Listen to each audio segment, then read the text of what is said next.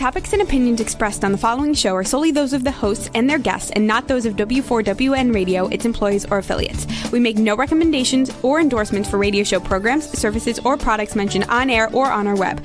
No liability, explicit or implied, shall be extended to W4WN Radio, its employees, or affiliates.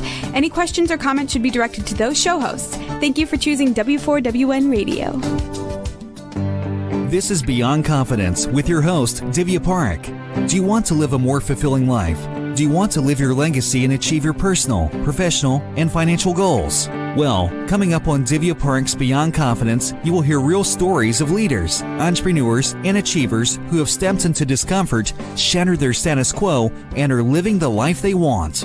You will learn how relationships are the key to achieving your aspirations and financial goals. Moving your career or business forward does not have to happen at the expense of your personal or family life, or vice versa. Learn more at www.divyaparekh.com, and you can connect with Divya at contact@divyaparekh.com. This is Beyond Confidence, and now here's your host, Divya Parekh.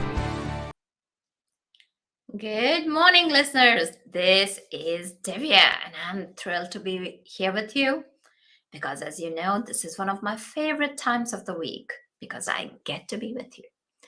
So, folks, here's what I'm going to share with you. Thank you for each and every one who did get our books, especially The Entrepreneur's Garden and Expert to Influencer. That helps you become the entrepreneur that you want to be, because entrepreneurs can be a breed that can have a lot of issues and trouble, and these books will help you get where you want to be very quickly. So thank you for that. And for those of you who don't know me, I want to share that I say we because I would not be anywhere without my team. Together, we help people create narrative and confidence in the narrative so that they can be recognized as go-to experts in their industry. And I want to share a story today. It's a beautiful story that someone shared.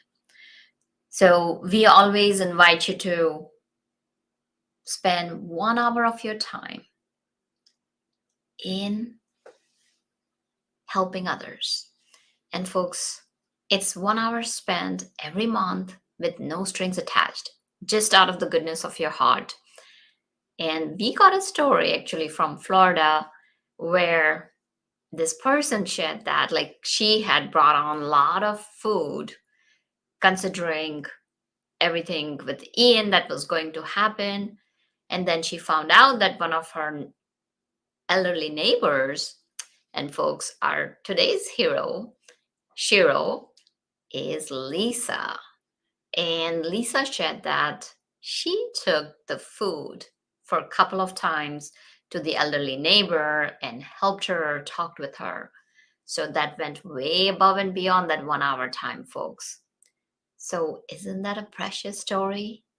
So hailing our Shiro, Lisa, go Lisa. And we'll be sharing more stories with you. And if you have a story, please reach out to me and share the story of helping other people. So let's welcome our guest. Welcome, Dr. Mylaine. Thank you, Divya. It's wonderful to be with you. Oh, wonderful to have you. Thank you. So, do you recall any moment from your childhood that even stands out today for you? Oh, so many moments. The ones that probably had the biggest influence for me were the moments with my grandmother. She stood out above the rest in a way in my heart because she never made it past the 3rd grade in her formal education. She was born legally blind, and she emigrated to the United States back in, I think it was 1950 something, with 3 children. My mother, who was about 14, and her 2 younger siblings. And she somehow managed to get her GED later in life. She was a self-made woman, lived a beautiful and wonderful life.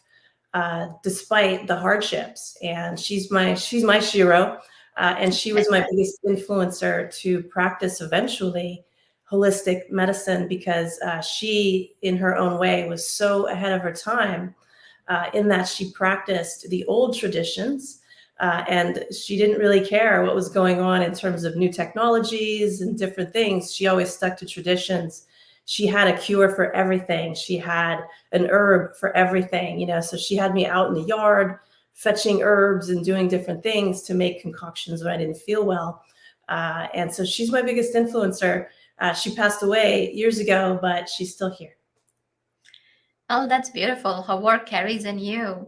Yes. And let me ask you this. So I'm assuming that she grew herbs in her backyard. Mm-hmm.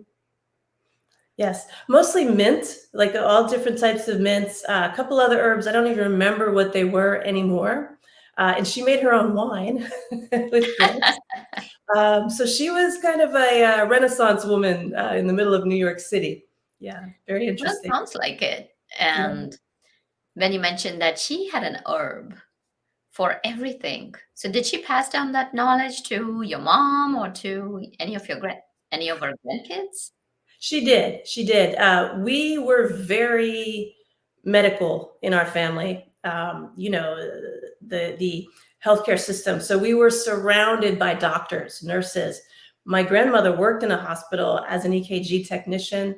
My grandfather was a medical records custodian in the hospital. My mother was a nurse. My father was a dentist. All of our friends were nurses and doctors. And so it kind of got drowned out. During my childhood, she would just, give me stuff, and she would tell me, she would call me Timilu. That means little Milou, as a nickname. And she would say, Timilu, when you have this ailment, this is the best thing to do. She would whip up raw eggs in hot milk and honey. And, if I had a cold, and mint tea if I had a tummy ache. And of course, I drank it and she had me make it, but I wasn't paying attention. I just knew that I felt better as a child. And then as I got older, I chalked it up to, oh, that's grandma and her TLC is really what did it. Because there's all this medical science that tells me that stuff is rubbish and I have to stick to this, medical science stuff. And so then I went to medical school and I got completely indoctrinated in that entire system. And, much of our family was the same. We were just like, okay, grandma, thanks, and then we would move on. And it wasn't until I got much older that I was literally sitting in courses in Chinese medicine, and our teacher would say something and I would be like, oh my gosh, my grandmother said exactly the same thing. So it resonated with you. Yeah, I was like, oh my gosh, she was totally right the entire time. And so it's been an adventure just really remembering, and that, of course, brought back floods of memories, but she unfortunately passed before she ever got to write anything down. It was all verbal. What a woman. Yeah. I can tell you that we will celebrate her with you, and what a legacy to leave behind, because what struck me was that it didn't matter. And you talked about legal blindness. So tell us a little bit more about her. Then how was she doing her job as a nurse? No, like EKG technician. Yeah, it was incredible. They came here, to Queens. And again, she had 3 small children, her husband. She sewed all their uniforms by hand, and they didn't have a lot. And so she did everything by hand. Everything was homemade, uniforms for 3 kids, and so she did little odd jobs here and there. And then she got her GED so that she could become an EKG technician. But she had to get special glasses. She always told the story about how she went to NYU in New York City. And they were the first people to be able to actually help her to see properly. She had these thick glasses, but that's what freed her to do everything that she did subsequently. So she was an avid reader. She, again, got her GED, studied to be an EKG technician, barely ever missed a day of work. And I used to go to the hospital. Back then, you could just walk in and out of hospitals. So I was a kid and I practically lived in the hospital, because after school, I would take the bus to the hospital and I would stay there with my grandparents until they got off of work, and then they would take me home. And so I got to roam around the hospital and watch her work. And she would be, back then EKG carts were huge. They were like computers back in the 60s. They were just monstrosities. And she would lug this thing all over the hospital all day long, doing EKGs for people. And it was just incredible to watch. And then she would go home and she would, meals were made, everybody was fed, everything was done. I have no idea. She had so much love in her heart that is really what powered her day. Like, because if she were just using regular energy, she would have burnt out, from the beginning. But it was just, she loved everything that she did. I've never seen a demonstration like that, personally in my life. Outside of her, she just had a love for life, a love and a faith that was just incredible. And that's what really powered her through ups, downs. She was so loved by her community, by, her family, extended family, work family. And so she just, she walks on water as far as I'm concerned. Well, then why not? From the sounds of it, she Mhm. sounds an amazing woman. And it's amazing Yeah. how different people make of situations. And as they say, it may be cliche. That said, it's destiny is not what happens to you. Destiny is what you make out of what happens to you. And she is a perfect example for that. Yes. So as you mentioned, you grew up in the hospital, having doctors, nurses, and in the medical field. So as you grew, did you know that you wanted to become a doctor? It's an interesting question when people ask me, because I don't remember a moment of wanting to become a doctor. It was just always what I was going to do. Like, I can't explain it. It's just something like, oh, I'm going to be a doctor. It just was never even, I don't even remember making the choice. You just had the knowing. Yeah, I guess so. I guess that's what it was. But I don't remember an aha moment. My parents were telling me the other day, well, you wanted to be a lawyer. And I was like, I did? I don't even remember that, and so I just know that for whatever reason, I was always obsessed with the human body as a kid. I would watch wrestling on television because I was obsessed with how they could control their bodies, and make them grow the way they wanted. Fly through the air, although, it was rigged, it wasn't real, but just the acrobatics and, sports always fascinated me. And I just always wanted to know, how does that thing work in there? What makes it tick? What makes them able to do what they do in that way? And so that's what I remember, really being my passion as a child. And as I got older, that translated into, oh, I need to learn how the human body functions. That's medicine. Yeah. No, that's powerful. Mhm. And so as you continued growing, like, you mentioned that you went to medical school. So tell us about those years, because if you want to, talk about stereotyping, in my family and extended family, we have a ton of doctors. Mhm. And as they say, usually Asians go for becoming doctors, engineers, and all that. So to some extent, that stereotyping Caribbeans is quite too. Yeah. true. It's a Caribbean thing as well. Yeah. Yeah, Mhm. in my family, and of course, as I was growing up, there had been a push in my family for me to become a doctor or a dentist, and of course, I went completely against that. Mhm. Yeah. Initially, I thought like, okay, let me check it out. Let me even think about it, and then I was like, nah, because as you were talking about trailing and traipsing around the whole hospital with your grandma, I remember following one of the doctors in our family, and Mhm. there would be so many sick people inside. And like, I had seen like, a couple of folks dying, or like, folks Mm. crying. And like a couple of times I was sitting there and crying with them that, Yeah. something. Yeah.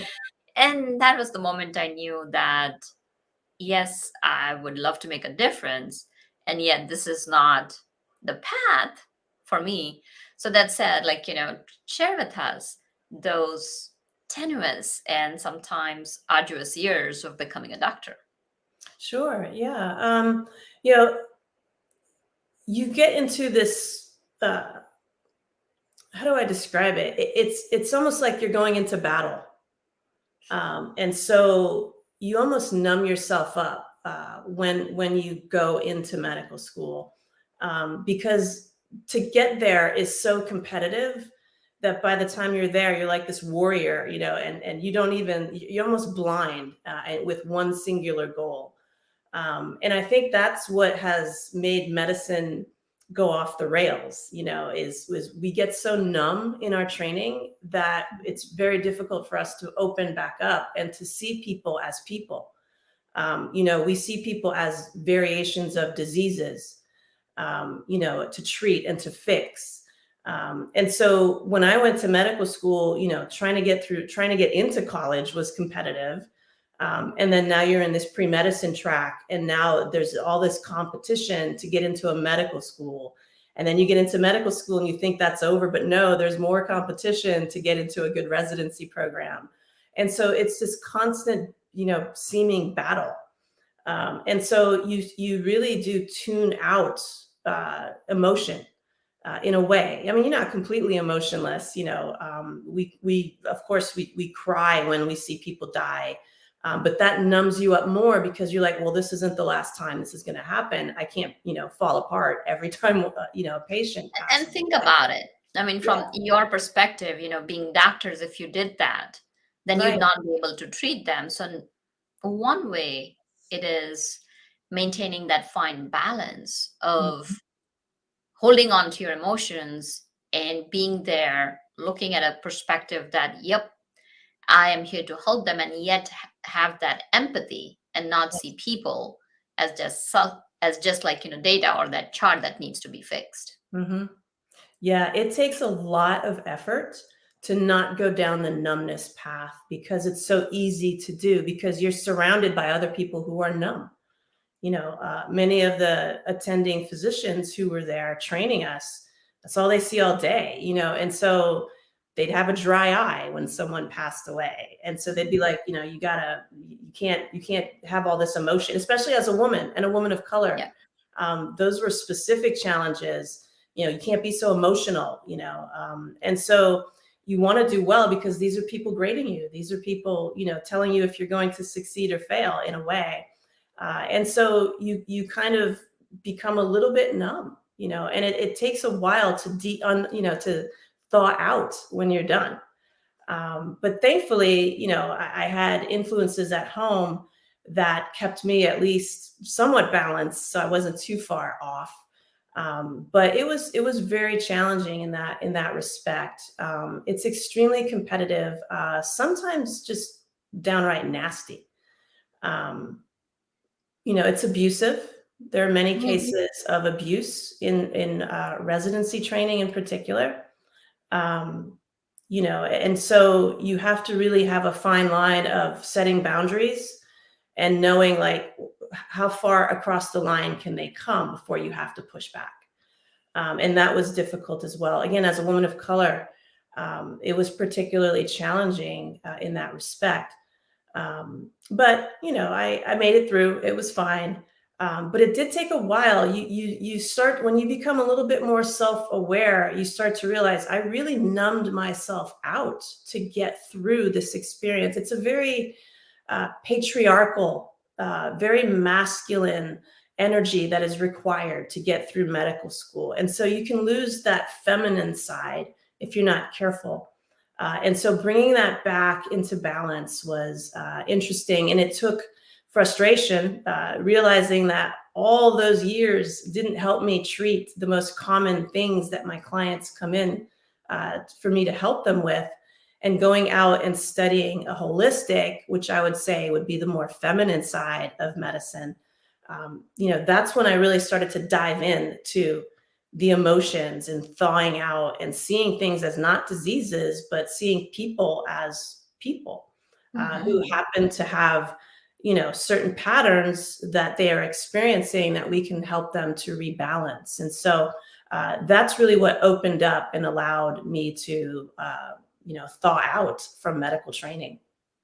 Oh, that's beautiful. And you talked about bringing that feminine energy back. And one of the things I want to share is that each of us has that masculine and feminine energy when we talk about having that analytical side of the brain and the emotional side of the brain. So we all are gifted. It's about finding that balance between the two. And I got to share that I've been fortunate in having a doctor who was a male, but had those qualities that you are talking about. And currently, I've got a female doctor who's got both the analytical and the quality, where you're just not a chart.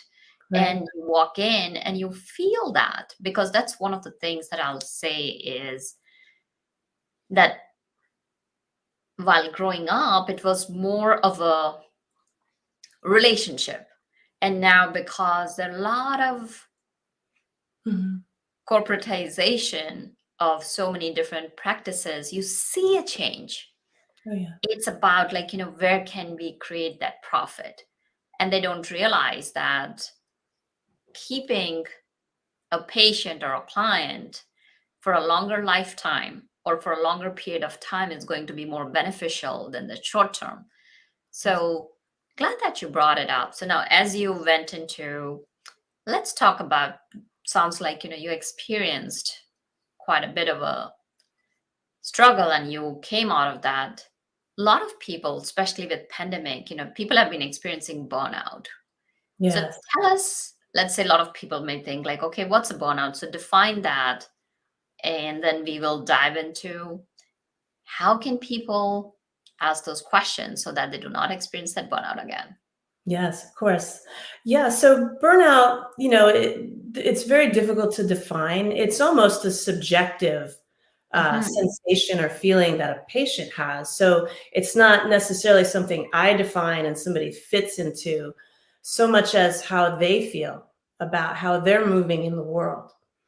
So when someone comes in and they say, I can't play with my kids, or I feel down, or I feel anxious all the time, I can't sleep, so when I wake up I'm very tired, and I can't quite get out of this rut. So it's really a lack of motivation, a lack of physical energy, a lack of mental energy, that keeps people from really living their best lives. Here's my goal, but here's where I am, and I can't get the energy. There's something missing for me to get from here to here. And I just can't get there no matter what I do. For me, that's burnout. That is fatigue.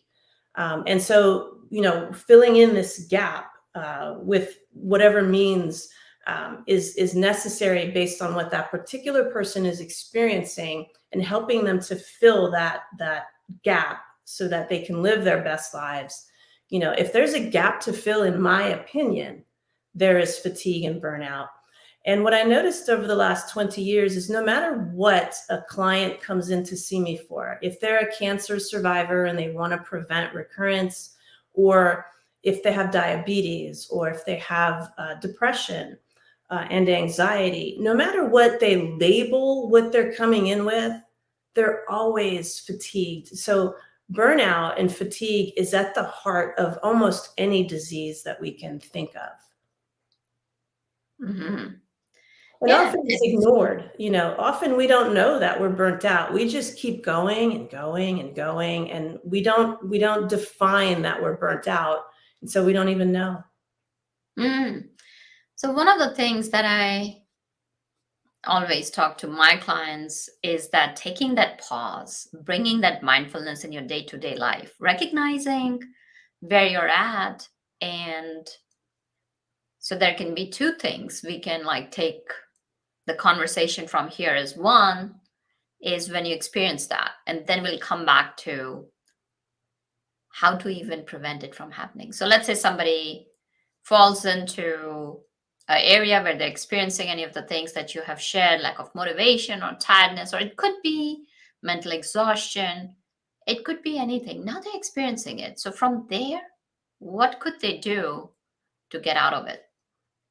Well, in the 20 years that I've been in practice and in my study of Chinese medicine, I noticed that there are patterns in Chinese medicine. So Chinese medicine teaches you to read between the lines, and play dot to dot. So they don't overtly say something, but you can connect the dots. And there's no way to connect the dots fully between Western mainstream medicine and Eastern medicine, but there are similarities. There are, ways you can read between the lines. And it was Chinese medicine that taught me that fatigue is at the heart of any disease.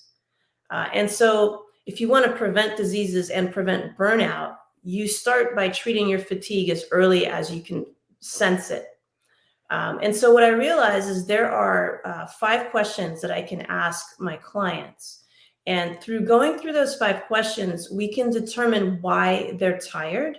And that helps us to unfold an entire treatment plan for them that includes their customized nutrition program, a lifestyle program, including what exercises they want to do and what exercises they should avoid. In terms of diet, should they fast or not, right? So people are very different. And so through the 5 questions, you can determine if you would be successful fasting or if you should avoid fasting. Whether or not someone cooks their food or eats it raw as well. Chinese medicine, and I'm sure Ayurveda, which I did not study, also talks about the temperature of food. And how that has to do with metabolism. When we talk about fatigue and burnout, we're really talking about metabolism and how it's blocked or how it's not functioning properly. And so correcting metabolism helps us to fix fatigue. And so there's a way that if you're not eating the right temperature foods for you, you can block your metabolism, you can block your absorption and your digestion and cause fatigue and burnout unknowingly. So through these 5 questions, you can figure out, what temperature of food should I eat? How much should I eat? Should I fast or not? What type of exercise would suit me? And what type of exercise should I avoid? How much sleep do I need? And when should I go to sleep? And also, should I do a detoxification and cleanse? Or am I the one that should avoid those types of strategies? Because we've all heard of people, we go read about the latest health fad. And, half the people say it's the best thing ever, and the other half say, it made them worse. There's a reason for that Chinese medicine answers, that through these 5 questions, people can start to gain an understanding of how they can flow through different strategies and which ones would benefit them and which ones would not. Mm-hmm. So let's do a deep dive into those 5 questions. Okay, perfect. So the very first question is, on a scale of 1 to 10, how would you rate yourself in the morning on an average day when you wake up? And so 1 being that you are too exhausted to get out of bed and you would just stay in bed. 10 being that you can bounce out of bed, you have all the energy you could ever want and do whatever you want. And so you want to pick a number that's on an average day. So if you happen to work from, Monday through Friday and you're off on the weekends, you probably want to choose a day of the week when you're working, because that's when you want to really work on, preventing fatigue and burnout. And so you just pick a number that would be suitable to you. It might be a 5 or a 6. If, you wake up, you're not totally, bounding out of bed, but you're also not extremely exhausted. You can get up, you feel okay, and you start moving around your day. That would be like a 5 or a 6. So you want to pick a number, and you want to remember that number, because we're going to ask you questions related to that number with the other questions. And so once you have that number in mind, you write it down. And the second question is, does that number go up or does it go down as you move through your day? So in other words, if I get up and I'm a 5 and a 6, if I start to move around, do I feel more tired by like 1 o'clock or 2 o'clock? Would I go take a nap if I had the option? If that's the case, your energy is going down. And that's important. If your energy goes up, if getting up and moving around invigorates you, that means your energy is going up. That's important because that distinguishes between 2 major metabolic types, one being a deficient metabolic type, the other being an excessive metabolic type. So if you feel vigorous with movement, what that says is the moving of things out of your way makes you feel better. So that implies that there's something in the way to move. We call that excess. If you feel worse when you move, that implies there's not enough energy to support the movement, and that would be considered a deficiency metabolic type. And the way those are treated are completely different. So you want to note, does my energy go up or down after I move through my day?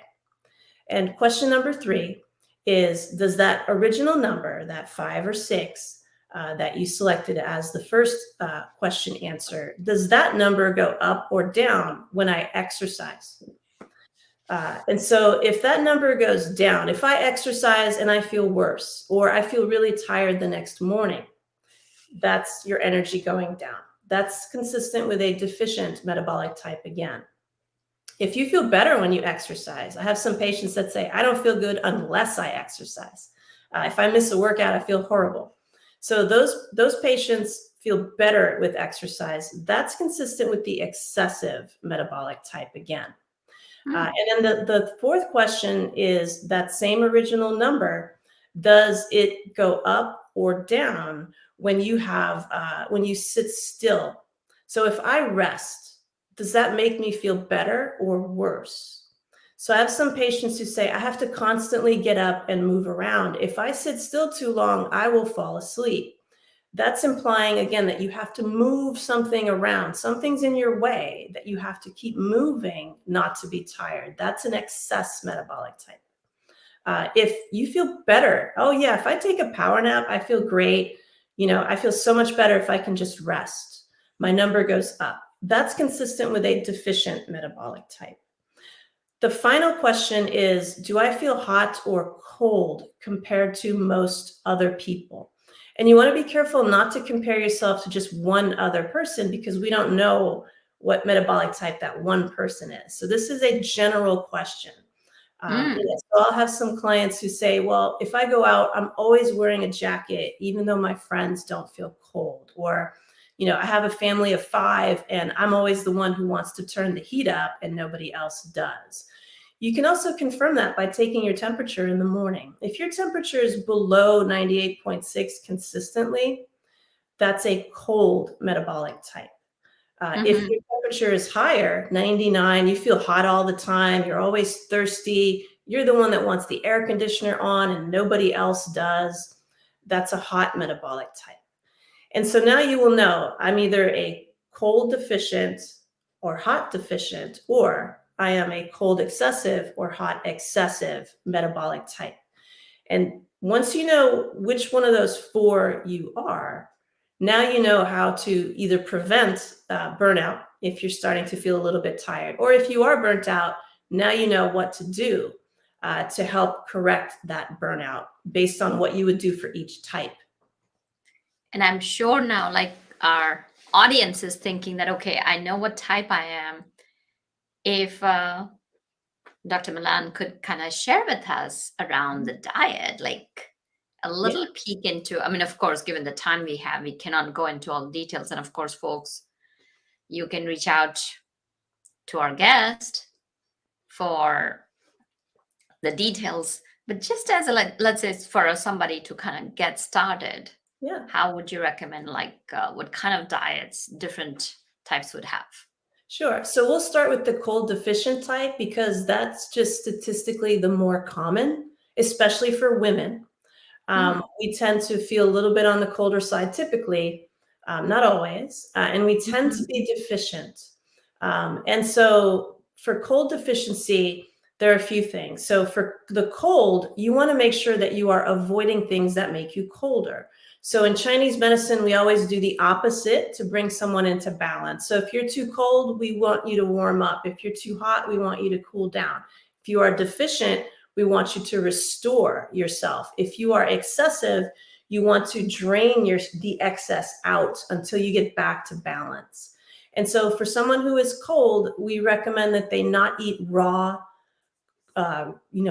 frozen or food that's right out of the refrigerator. You want to make sure that it's at least heated up to room temperature or warm. The other advice for people who have a cold metabolic type, whether it's deficient or excessive, you want to put some spice in your food. Spices will warm up coldness. In particular, you want to avoid the extreme spices like cayenne and, those types. You don't want to shock your body into the exact opposite direction. You want to slowly build up. cinnamon, nutmeg, ginger, a little bit of curry, garlic, fennel, ghee is very warming as well, but it's a very slow warming. So you want to just very slowly get yourself out of being too cold by cooking your food. You want a hot tea in the morning. You don't want the first thing you have to be something cold. You want to make sure that everything is warm. Your water is at least room temperature or even warm. It's not a bad idea if you're too cold to warm up water in the morning and put a little honey in it, or have some tea, a chai tea or something like that to warm up. And then you also, as a deficient person, you want to be very careful not to fast excessively.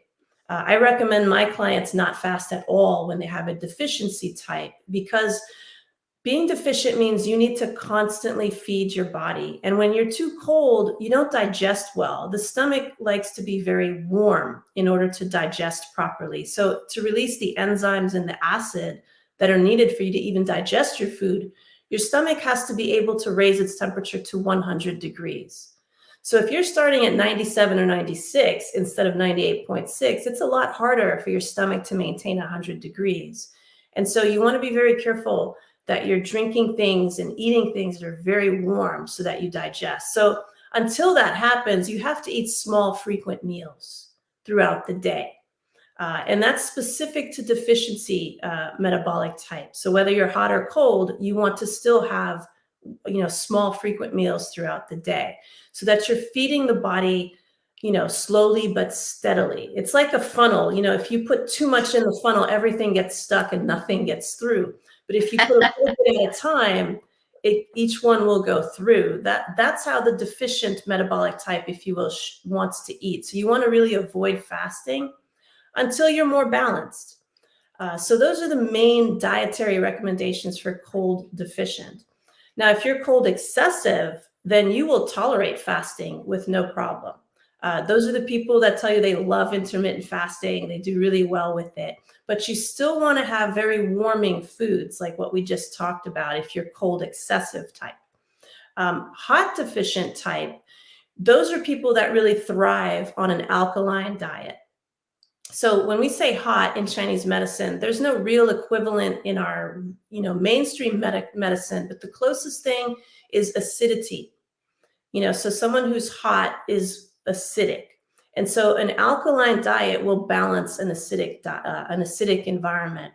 So those are the people that want the greens drinks, the raw vegetables, lemon in their water, cucumber water, lots of salads. Those are the ones that will thrive being vegan, for example, or vegetarian. They will tolerate that diet quite well because they're already too hot, and that's a cooling diet in Chinese medicine. So those are the people that will thrive on those types of diets, is if you're too hot. And so if you are hot excessive, you will thrive on an alkaline diet with intermittent fasting. They will do very well as vegans and vegetarians. People who are deficient don't do extremely well on a vegan vegetarian diet, especially if it's raw. So they would benefit from cooking their food if they're deficient. And then having some alkaline cooked food is important. So you want to cook your vegetables, drink the broth so you don't lose the nutritional value of the vegetable. But if you're cold and deficient, you want to have very warm, frequent meals. And if you're hot and deficient, you want to have warm alkaline food. So that's largely lots of vegetables in a broth, for example. Bone broth, soup, stews, but very alkaline foods. Yeah, there is definitely a lot more than meets to the eye. Yes. Or meets the eye, whichever way it's said. And thank you. Thank you for going into details and sharing it. My pleasure. So given that, looks like there may be a lot of advantage, especially for entrepreneurs and people who are working in the corporations. Because what happens is that when you're working as a professional, sometimes I've got clients who are working 9 to 10 hours, and some people are working 12 hours. And even being entrepreneurs, it can be 24/7. So having to know what metabolic type you are, and taking care of that energy is so important because that's the energy you bring day to day. So that's very powerful. So if Yes. our audience wanted to reach out to you and connect with you, where could they find you? And are there any resources you'd like to share with them? Yeah. So if you want to take our burnout assessment, you can go to our website and download it and take a look. It's www.awakenedwellnessnow.com. You can also shoot us an email, Dr. Riobé. My name is spelled R-I-O-B as in boy, E as in Edward, at awakenedwellnessnow.com. If you have any questions, comments, we'd love to hear them. So, and we have an online course that we're also offering where we dive very deeply into these questions to help our clients create a personalized wellness program so they can live their best lives and avoid burnout using these 5 questions. So people can get to know their metabolic type, Yes. and from there adjust their food. And it sounds so simple. It's so simple, but it's things we just don't think about. We get so busy and we grab whatever that's convenient, but we don't realize it's actually harming us in the long run, some of the time. So it's just changing how we think, becoming more self-aware, and really listening to what our body is telling us. And then that helps us to map out how to move through the day, really to thrive more. Yeah, very powerful. Thank And you. it's all about energy, because whether you're sitting with a client, whether you're sitting with a prospect or having a meeting with your boss, or you're sitting for a group meeting, especially with Zoom, the Zoom fatigue is also there. Yes. Even though it's made it more convenient, I hear it so many times. So Yes. why not get yourself back into the energy, folks, that you need Absolutely. and thrive in your business and career? So thank you. Thank you. Thank you, Divya. Yeah, no, this was great. And folks, I'm sure you enjoyed it as well. And you can check out the resources that Dr. Mylaine has shared, and hope you bring that energy back into your life, because life is to be lived, not just to pass through it. So definitely bring that energy, share your stories with us, and how we can support you. So thank you, listeners, for joining us, because without you, the show would not be possible. You are the heart and soul of our show. Reach out to us, how we can help you, what we can do, and how we can support you. All right. And thank you, Dr. Mylaine, for joining us. And thank you, Juan, for making this show technically possible. Be well and take care until next time. Thank you for being part of Beyond Confidence with your host, Divya Parekh. We hope you have learned more about how to start living the life you want. Each week on Beyond Confidence, you hear stories of real people who have experienced growth by overcoming their fears and building meaningful relationships. During Beyond Confidence, Divya Parekh shares what happened to her when she stepped out of her comfort zone to work directly with people across the globe. She not only coaches people how to form heart connections, but also transform relationships to mutually beneficial partnerships as they strive to live the life they want. If you are ready to live the life you want and leverage your strengths, learn more at www.divyaparekh.com. And you can connect with Divya at contact@divyaparekh.com. We look forward to you joining us next week.